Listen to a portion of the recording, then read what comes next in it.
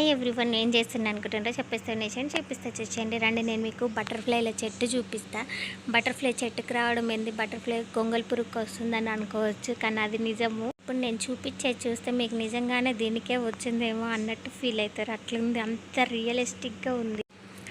చూసారా, కింద చెట్టుకి ఒక బాల్ లాగా ఉందిగా, ఆ బాల్ నుంచి ఇది వచ్చినట్టు అనిపిస్తుంది. 2 days నుంచి చెట్టు పైన కాయలు వస్తున్నాయి. తర్వాత ఆ కాయలు చెట్టు ఆకు కిందకి ఇట్లా గోల్డ్ కలర్ బాల్ షేప్లోకి వచ్చేస్తున్నాయి.